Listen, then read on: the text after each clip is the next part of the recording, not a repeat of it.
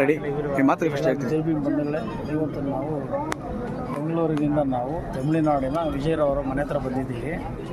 ಇವತ್ತು ನಾವು ಸುಮಾರು ಅಂತ ಕರ್ನಾಟಕದಿಂದ 100-200 ಜನ ಇಲ್ಲಿ ಬಂದಿದ್ವಿ. ಅವ್ರಿಗೆ ಒಂದು ಶುಭಾಶಯಗಳು ಕೋರೋಕ್ಕೋಸ್ಕರ ಬಂದಿದ್ದೀವಿ. ಇಲ್ಲಿ ಅವ್ರ ಮನೆ ಮುಂದೆ ಇದು ಇವತ್ತು ಆಕಸ್ಮಿಕವಾಗಿ ರಾಜ್ಯಪಾಲರವರ ಒಂದು ಆದೇಶದ ಅನ್ವಯ ಇವತ್ತು ತಾತ್ಕಾಲಿಕವಾಗಿ ಅವರ ಒಂದು ಪ್ರಮಾಣ ವಚನವನ್ನು ಮುಂದೂಡಲಾಗಿದೆ.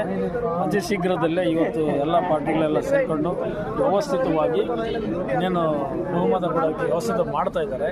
ಆ ಒಂದು ವಿಚಾರದಲ್ಲಿ ನಾವು ಕರ್ನಾಟಕದ ಅವ್ರ ಶುಭಾಶಯಗಳು ಕೋರ್ತೀವಿ. ಪ್ರಜಾಪ್ರಭುತ್ವ ವ್ಯವಸ್ಥೆಯಲ್ಲಿ ರಾಜ್ಯಪಾಲರಾದಂಥವರು ಬಹುಮತ ಯಾರಿಗಿದೆ ಅವರಿಗೆ ಅವಕಾಶ ಕೊಟ್ಟು ಪ್ರಮಾಣವಚನ ಸ್ವೀಕಾರ ಮಾಡಬೇಕಾಗಿತ್ತು.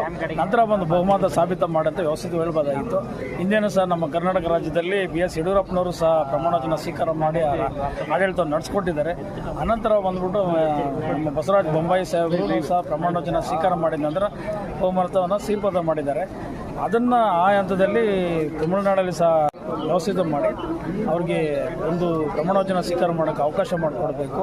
ಯಾಕಂದರೆ ಈಗಿನ ಒಂದು ಇಲ್ಲಿನ ಒಂದು ಪರಿಸ್ಥಿತಿ ನೋಡಬೇಕಾದ್ರೆ ಯುವ ಪೀಳಿಗೆ ಹೆಚ್ಚಿನ ರೀತಿಯಲ್ಲಿ ಪ್ರೋತ್ಸಾಹವನ್ನು ಕೊಟ್ಟು ಏನು ಜನಸಾಗರವೇ ಅರ್ಧಂತ ಬಂದಿದೆ. ಇವತ್ತು ಅವ್ರ ಮನೆ ಮುಂದೆ ಇದ್ದೀವಿ. ಇದೇ ಪೊಲೀಸ್ ವ್ಯವಸ್ಥೆ ನೋಡಬೇಕು, ಭಾಳ ವ್ಯವಸ್ಥಿತವಾಗಿ ಎಲ್ಲ ಕಡೆ ಭಾಳ ಇದಿದೆ.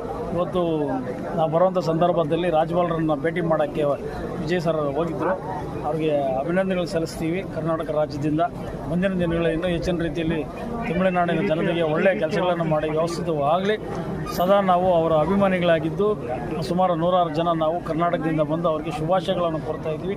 ಇನ್ನೇನು ಅವರು ರಾಜ್ಯಪಾಲರ ಹತ್ರ ಹೋಗಿದ್ದಾರೆ, ಬಂದ ಕೂಡಲೇ ನಾವು ಭೇಟಿ ಮಾಡ್ತೀವಿ. ಈಗ ಅವರ ಒಳಗಡೆ ನಮ್ಮ ಸ್ನೇಹಿತರಾದಂಥ ರಾಜು ಅವರು ಇದ್ದಾರೆ. ಬಂದ ಕೂಡಲೇ ನಾವು ಒಳಗಡೆ ಹೋಗಿ ಅವರನ್ನು ಭೇಟಿ ಮಾಡಿ ನಂತರ ಶುಭಾಶಯಗಳನ್ನು ತಿಳಿಸಿ ನಾಳೆನ ಬಹುಮತ ಸ್ವೀಕಾರ ಮಾಡ್ತಾರೆ ಅಂತಂದರೆ ಇಲ್ಲೇ ಇದಿರ್ತೀವಿ.